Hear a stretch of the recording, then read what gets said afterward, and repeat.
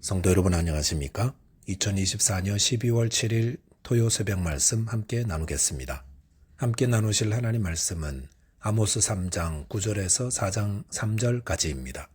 본문은 북이스라엘에 대한 본격적인 심판의 메시지가 선포되고 있습니다. 본문을 통해서 참 성도가 세상의 소금이 됨과 하나님과의 관계가 이웃과의 관계를 결정함에 대해서 묵상하겠습니다. 첫째 묵상할 내용은 참 성도가 될 때 세상의 소금이 된다는 것입니다. 본문 9절에 보시면 아스돗의 궁궐들과 애굽 땅의 궁궐들에 선포하여 이르기를 너희는 사마리아 산들에 모여 그 성 중에서 얼마나 큰 요란함과 학대함이 있나 보라 하라 하였습니다. 아모스는 북이스라엘에 대한 하나님의 심판을 선포하기 전에 그 심판을 지켜볼 증인들을 등장시키고 있습니다. 그 증인들은 이방 성읍인 아스돗과 애굽입니다. 하나님은 왜 북이스라엘을 심판하시는데 이방 국가들을 증인으로 등장시키는 것입니까? 그것은 이방 족속들이 보기에도 북이스라엘에 대한 하나님의 심판은 정당하다 할 정도로 북이스라엘의 부패의 정도가 심각했기 때문이라 할 수 있습니다. 또한 하나님의 택한 백성이라도 하나님의 공의의 심판에서 예외되지 않음을 보여주므로 이들에게도 경고하기 위함이라 할 수 있습니다. 그런데 이렇게 하나님의 백성에 대한 심판을 이방 나라들을 불러 목격하게 하시고 증인 삼으시는 모습은 오늘날 교회의 타락한 모습을 불신 세상을 통해 보게 하시고 TV나 유튜브나 소셜미디어에 드러내시는 것과 닮았습니다. 하나님은 그의 백성이라고 그들이 행한 죄와 악을 못 본 채 하시는 것이 아니라 낱낱이 드러내어 수치와 부끄러움을 당하게 하십니다.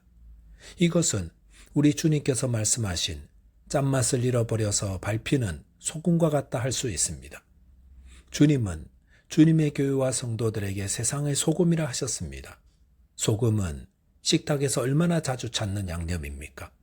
요리를 할 때 소금은 반드시 있어야 합니다. 그래서 소금이 어디 있는지를 다른 양념은 잘 못 찾아도 소금은 말 안 해도 압니다. 그런데 분명한 사실은 오늘날 세상의 소금이라 한 교회와 성도들이 죄 가운데 거하게 되면 세상을 유익하게 하는 것은 고사하고 세상의 수치거리가 된다는 것입니다. 교회와 성도들이 짠맛을 잃지 않고 정말 소금이 되어 세상에 유익이 되고 세상이 찾는 존재가 되려면 어떻게 해야 하겠습니까? 예수님이 너희는 세상의 소금이라 말씀하시기 전에 예수님은 팔복에 대한 말씀을 먼저 하셨습니다. 즉 팔복의 사람들이 곧 세상의 소금이라는 말이기도 합니다. 그런데 그 팔복은 세상 사람들이 생각하는 돈 많이 벌면 복이 있나니 이런 복이 아닙니다. 오히려 그 반대입니다. 심령이 가난한 자가 복이 있다 하셨습니다. 심령이 가난한 자는 어떤 상태입니까? 그것은 자신의 죄인됨을 알아서 나 같은 자가 하나님 앞에서 의롭다 여김 받을 것이 아무것도 없습니다 하는 것을 아는 것입니다. 이렇게 심령이 가난한 자들은 하나님과 사람들 앞에서 늘 겸손할 수밖에 없습니다. 늘 자기를 낮춥니다. 심령이 가난한 자가 참지 못하는 것은 자기를 높이는 것입니다. 나 같은 죄인이 높아지는 것은 말도 안 됩니다. 그래서 저는 천국의 저 끝자락에서 걸레질하는 것만으로 충분합니다. 라고 생각합니다. 이런 자들은 늘 하나님 앞에서 자신의 죄와 허물을 생각하며 애통합니다. 그래서 온유합니다. 의에 줄이고 목마르며 긍휼히 여기며 마음이 깨끗합니다. 화평합니다. 의를 위해 박해를 받습니다. 이런 자들이 세상에서 소금이 되고 빛이 됩니다. 결국 교회와 성도가 소금의 삶을 사는 것은 참 성도가 될 때라는 말입니다. 그 말은 교회와 성도가 타락하면 맛을 잃은 소금처럼 버려지는 수치를 당하고 세상에 손가락질을 당하게 된다는 말입니다. 교회와 성도는 자신의 죄인됨을 잊지 말아야 합니다. 이 죄인이 내세울 것은 아무것도 없기에 하나님이 은혜로 주신 예수 그리스도 대속의 십자가로 구원받았음을 늘 기억하며 사는 자입니다. 그럴 때 어디서든 소금의 삶을 살게 됩니다. 성도는 소금으로 살든 아니면 벌어지든 둘 중에 하나입니다. 저와 여러분이 자신의 죄인됨과 그리스도의 보혈로 구원받았음을 잊지 않아 세상에 유익을 끼치는 세상의 소금 되시기 바라겠습니다. 둘째로 묵상할 내용은 하나님과의 관계가 이웃과의 관계를 결정한다는 것입니다. 본문 4장 1절에 보시면 사마리아의 산에 있는 바산의 암소들아 이 말을 들으라. 너희는 힘없는 자를 학대하며 가난한 자를 압제하며 가장에게 이르기를 술을 가져다가 우리로 마시게 하라 하는도다 하였습니다. 여기서 바산은 요단 동편에 자리한 기름진 목초지로서 그곳에서 사육되는 소들은 매우 살찌고 품질이 우수한 것으로 유명했습니다. 그러므로 바산의 암소들이란 사치와 불의를 일삼는 북이스라엘의 부유한 상류계층을 의미한다 할 수 있습니다. 또한 가장이란 이들과 어울려 함께 가난한 자들을 수탈하는 왕과 방백들을 가리킵니다. 그리고 술은 부당한 이익을 의미합니다. 이것은 북이스라엘의 부유한 상류계층의 사람들이 재판권을 가진 왕과 방백들에게 뇌물을 주고 그 판결을 굳게 하며 부당한 이익을 얻어 사치하고 방종하였음을 말합니다.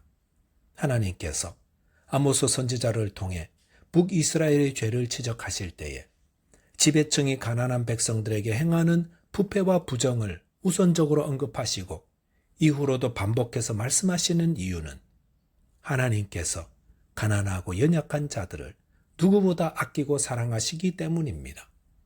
신명기 10장 18절에서 하나님은 고아와 과부를 위하여 정의를 행하시며 나그네를 사랑하여 그에게 떡과 옷을 주시나니라고 하였습니다. 고아와 과부와 나그네는 이 사회에서 가장 힘없는 자들입니다. 그들은 자신의 권리를 침해당하기 쉽고 이 사회에서 소외되기 쉽습니다. 그렇기 때문에 부유한 자들이 이런 자들의 재물을 갈취하고 더욱더 어려운 지경으로 내모는데 이런 사실은 동서고금을 막론하고 또 지금까지도 반복되고 있습니다. 그런데 하나님은 고아와 과부를 위하여 정의를 행하시는 분이라 했습니다. 그것은 힘없고 가난한 자들을 학대하고 압제하는 자들의 죄를 간과하지 않으시고 반드시 공의로 보응하신다는 것입니다. 하나님은 성도들을 통하여 이 세상이 하나님의 공평과 정의로 다스려지기를 바라십니다.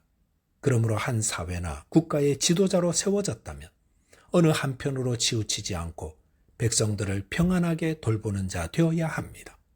하지만 북이스라엘의 지배층은 그들이 가진 권력과 지위를 통하여 가난하고 힘없는 자들을 학대하고 압제하며 자신의 배만 채우는 데 급급하였기 때문에 하나님의 심판을 자초하게 되었던 것입니다. 바른 신앙은 하나님과의 바른 관계를 통해 이웃을 사랑하고 섬기고 돌보는 것으로 나아가야 합니다. 하나님을 섬기는 것과 이웃을 사랑하며 섬기는 것은 하나이며 분리되는 것이 아닙니다. 하나님을 바로 섬기는 자는 이웃을 사랑하고 섬깁니다. 반면 하나님과의 관계가 깨어지고 왜곡된 자는 이웃과의 관계도 깨어집니다. 오늘 본문에서 이웃을 학대한 죄에 대해 이야기하기 전에 그 앞에 아모스 3장 14절에 보시면 내가 이스라엘의 모든 죄를 보응하는 날에 베델의 제단들을 벌하여 그 제단의 뿔들을 꺾어 땅에 떨어뜨리고 라고 하였습니다.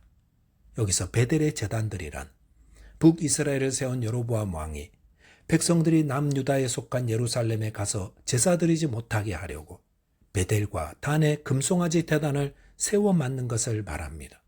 이를 통해 여로보암 왕은 백성들이 북이스라엘에 머물게 하는데 성공했는데 그것은 우상을 만들지 말고 섬기지 말라는 하나님의 계명을 어긴 죄였습니다.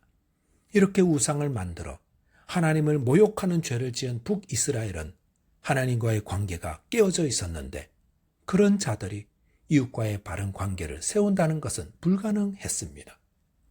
하나님과의 관계가 바로 세워져야 이웃과의 관계도 바로 세워집니다. 세리장 삭개오가 주님을 영접한 후 행한 것은 이웃과의 관계 회복이었습니다. 저와 여러분이 하나님을 바로 섬기시되 이웃을 사랑하며 공의로 섬기는 자 되시기를 주님의 이름으로 축원드리겠습니다. 기도하겠습니다. 하나님 아버지, 저희를 세상의 소금이라 하셨사오니 참 믿음으로 세상을 섬기는 자 되게 해 주옵소서. 또한 하나님을 바르게 섬김으로 이웃을 사랑하며 공의로 섬기게 해 주시옵소서. 예수 그리스도 이름으로 기도하옵나이다. 아멘. 오늘도 믿음 안에서 승리하는 하루 되시기 바라겠습니다. 감사합니다.